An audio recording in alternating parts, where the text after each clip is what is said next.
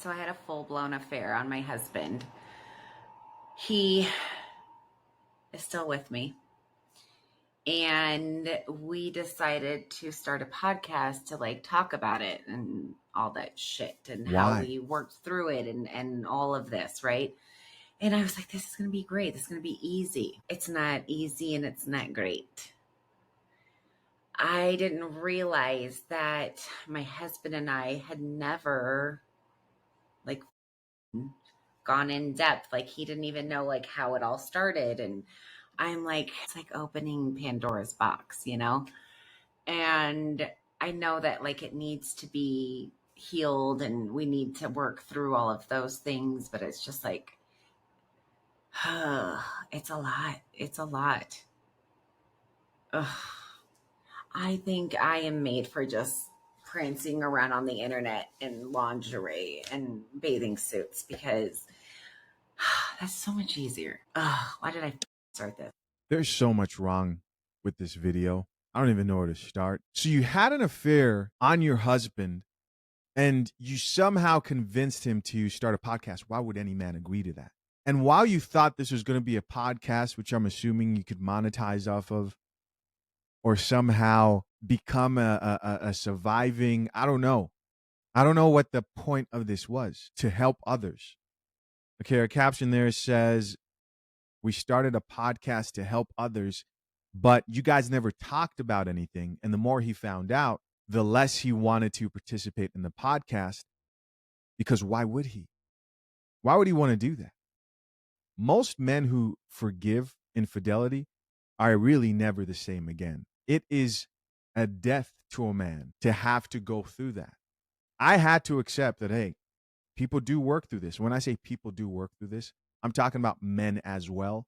Because, a lot of people are used to, let's be honest, man, women forgive infidelity a lot easier than men do.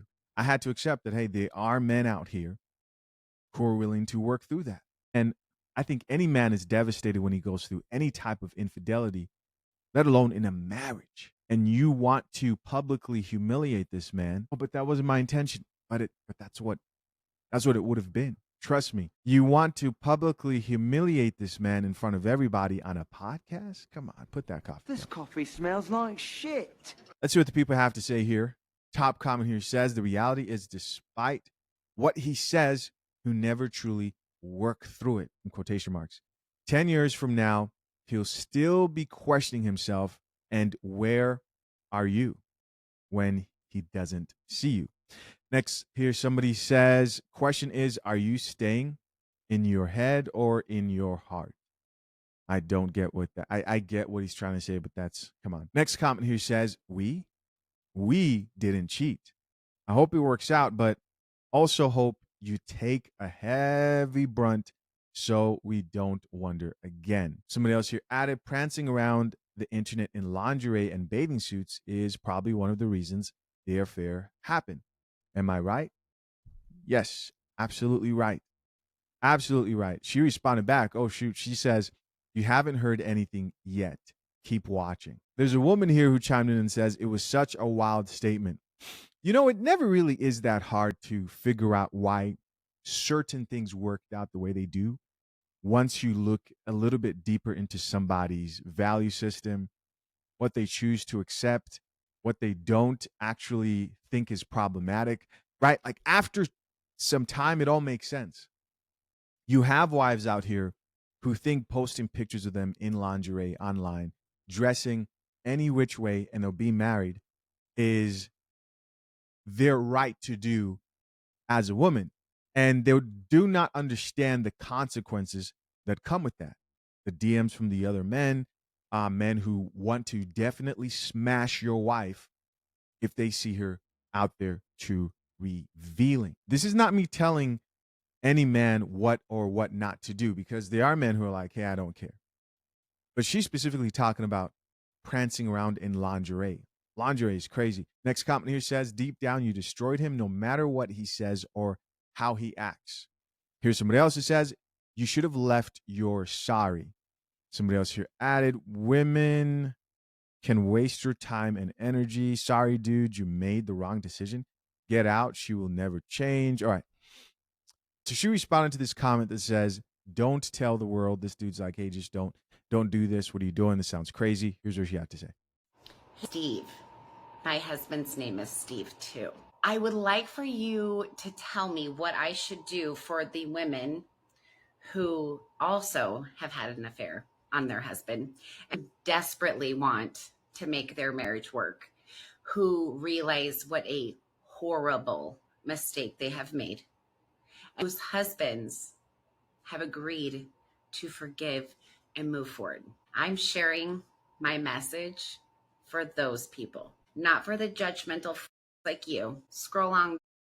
This is not for you. Now, if you have been cheated on and you don't think that there's any hope, welcome to the shit show. I'm here to prove that there's hope for anybody and everybody. So if you don't like that, scroll on or off. Those are your two options. Oh man, ma'am, your current marriage is hanging by a thread. What's this with this obsession of people wanting to think they have all the answers for other people who are obviously hanging by a thread in their own lives? What is that? What is this obsession? You literally just told the internet that your husband and you are still working through the infidelity. If it was something where it's like, hey, we're stronger than ever, nothing can break us, like, no, you're getting triggered by comments, you're getting triggered by people who have their own opinions, like really triggered. And your husband definitely probably doesn't want to do that podcast anymore, is what it sounds like, and saying, this person here says the trailer park is strong with this one. Somebody else who says cheating is a choice. He's another person who says it was not a mistake, it was a choice. Another person who says affairs are not mistakes, they are the result of thousands of willful decisions. Somebody else who says, I just told mine, forgiving is easy, little harder to ever forget. Here's somebody else who says forgiveness can happen, trust is an entirely different story. Once that line is crossed, you can't go back. So now she's here beefing with the rest of the internet about their opinion and her podcast idea. I just did my makeup, so I don't want to ruin it. Thank you for seeing my heart. This comment here says shit happens, people change, just keep pushing. People upset about that, but Abraham gave his wife Sarah away. She married another man. Abraham's first child was with the handmaid. Abraham gave his wife Sarah away. Are you talking about Abraham giving Sarah to Pharaoh? Because if that's what you're talking about, that's not true. Abraham lied about being Sarah's husband. I don't know.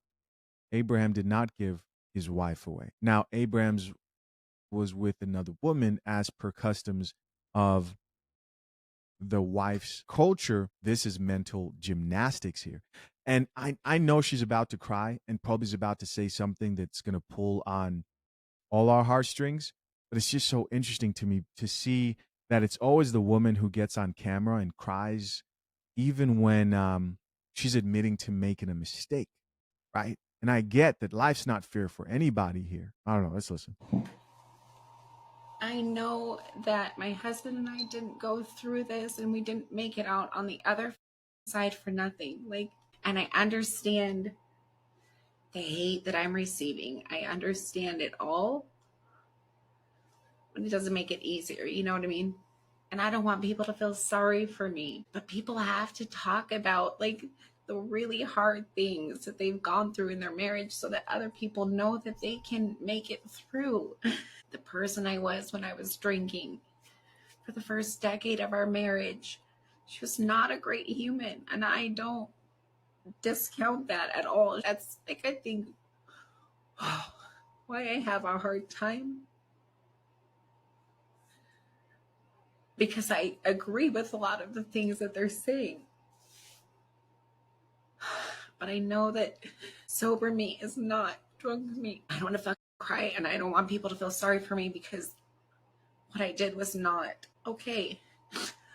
And it's never going to be okay. But I have to talk about it because these secrets will kill me. I know they will. I have a medical history to prove it. Ma'am, build a relationship with God. I really do think that, you know, people underestimate things like prayer, and they look at the internet as therapy. It is not that. I don't know when people are going to realize the internet isn't that. When you get online, most people don't understand that you're really putting yourself out there and asking for people's honest opinion without the accountability of having to look you in the eyes, which is why you get people's very brutal, honest answers. It always amazes me when I see people go online and they don't like the answer and response they get from the general public. I don't know. We don't have the video of her husband here talking about how, how much hell he went through. Of course, curious to know what you guys think. Moving on.